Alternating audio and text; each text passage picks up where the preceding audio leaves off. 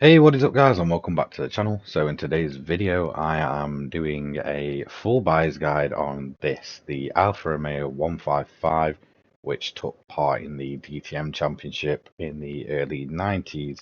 So as promised, here it is. Obviously when it did arrive back in the legendary dealer last week, I did sort of a mini video with a brief overview of the car, and basically saying it's back, so make sure you get your hands on it.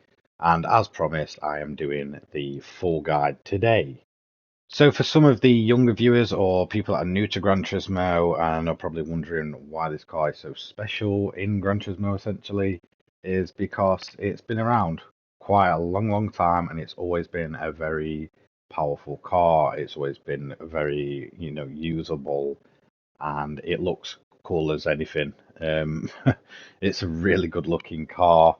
One of my best memories of this is it racing a Vauxhall Calibra in a sort of demo in the menu of Gran Turismo 2. Obviously, in real life, this was very successful in DTM. It is just a really cool, unique looking car, and there's not many cars that sort of look this unique or stand out as much as this Alpha. So yes, it is a great all-around car, 100%, and it's that good that I am surprised that it sits in the Group 4 class. It feels very strong, and when balance and performance is off, it is an almighty beast and will probably, be the strongest in the Group 4 class. Obviously, I haven't tested every single Group 4 car, but I have tested some very strong ones. And for me, like I said, it's just surprising that this sits in Group 4. Like sometimes you're driving it and you think you're in a Group 3 car. It's that strong. Obviously, when you do sport events in it, it does get affected by balance of performance. And although it's still strong, it does seem to get really limited on its top end. And you will get things like the GTR and the Subaru overtaking you quite a bit on the straights. So like you've seen before, in this game, this car is 800,000 credits. It might sound like a lot, but you are getting a lot of car for your money, and with how easy, you know, money is to come by at the minute in Gran Turismo, in 20 minutes you can earn that back. Just do the Tom Hawk method. Just absolutely cheese it. Who cares? Get the money, enjoy all the cars in the game. That's the way I see it. I don't see the point in people complaining about how you make your money, especially if you're doing it in the single player portion of the game, which obviously we all are because, online and sport mode pays out nearly nothing. Um, but yeah, I mean, you're only doing it in single player to basically enjoy the over 400 cars in this game. Some are good, some are bad. But yeah, 20 minutes, this car's yours. So what's not to love?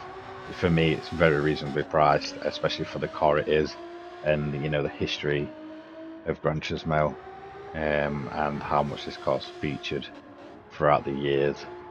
So this is a section of the video where I let you listen to the car itself, because I think a lot of people like to buy cars on just the sound. Obviously, Gran Turismo is not always known for the best sounds, but I do think it's a pretty decent sounding car. So I will go quiet now and I will let you have a listen.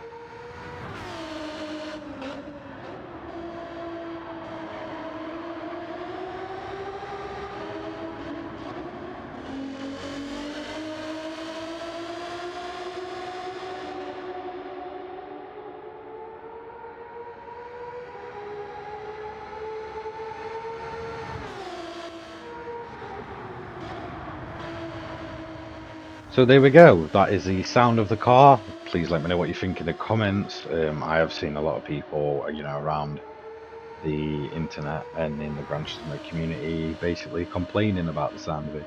Personally, I think it sounds good. For me, nothing will beat the the sound of it in Gran Turismo 2. I think it sounds absolutely amazing in that game. Obviously, it's not really up to a modern day standard, but still, yeah. I mean, I can't complain sound wise. I do think it sounds great.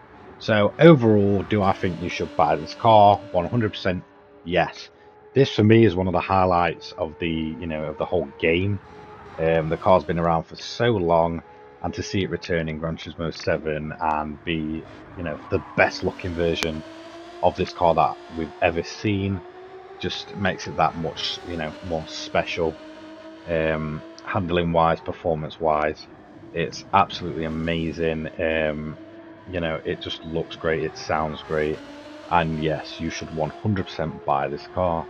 So with the main point of the video being out the way and done with, that yes, you should buy the car, let's talk about the lap itself.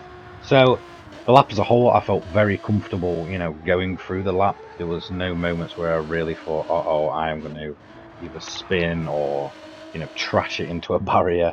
None of that. There is a few moments where it does get a bit lively and it goes onto the grass. But for me, that just proves how good this car is. The fact that you can, bring it back in and get it under control so quickly and so easily, really is a credit to this car. There was no major moments throughout the lap where I really thought, like, it was going to be it, like I said. But yeah, honestly, it's a really good car. I felt really comfortable throughout the lap. And like I said, I mean, there was moments where I was sort of hitting some of these corners so quick, and there was so much downforce there that I felt like I was in a Group 3 car and not a Group 4 car. Um, it felt much, much quicker than, obviously any of the other Group 4 cars I've tested. Even the Sylvia, which obviously isn't the fastest car for top end, but it's very drivable and very controllable. And although this feels much quicker and, it can be a much, hairier at times, like there can be moments where it will maybe catch you off guard with how quick you're going to hit some of these corners.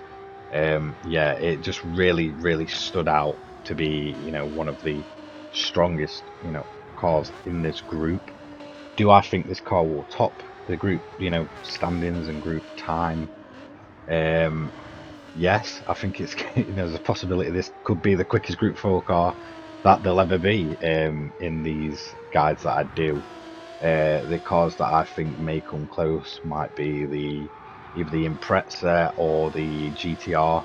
I think they could be very, very good round here. Obviously, with those, we'll find out in the future. So I don't want to completely give away the time, but do I think I could have gone quicker without the few little mistakes around the lap? Yes, 100%. I really think it could be even quicker. You will see that it was insanely fast and really outmatched some of its other Group 4 cars. And like I said, like it does seem really weird that it sat in Group 4, and I would sort of kind of expect this maybe in a little hotfix or something to be moved up to Group 3. But then do I think it would be too slow for Group 3? Maybe. I think top end especially, it might lose out a bit there. But overall, I mean, the downforce on it and the way it handles, it'd be competitive on maybe some of the smaller tracks if they changed the grouping of this car. Do I think they should? No. For me, I think we need a nice range of cars in each group. So let's get on with it as the lap is done. So up on screen now you are seeing the individual sectors for this car. As you can see, overall it got a 7-minute free. If you remember the previous videos I did with the Suzuki Swift and the Sylvia, they were in the 7:10s range, and this has pretty much blown them away by over 10 seconds. And like I said, I do think this car could easily get under 6 minutes, no problem. So overall, this car gets third place on the board so far, and I really enjoyed my lap. So if you like this kind of content, I make this kind of content each and every day.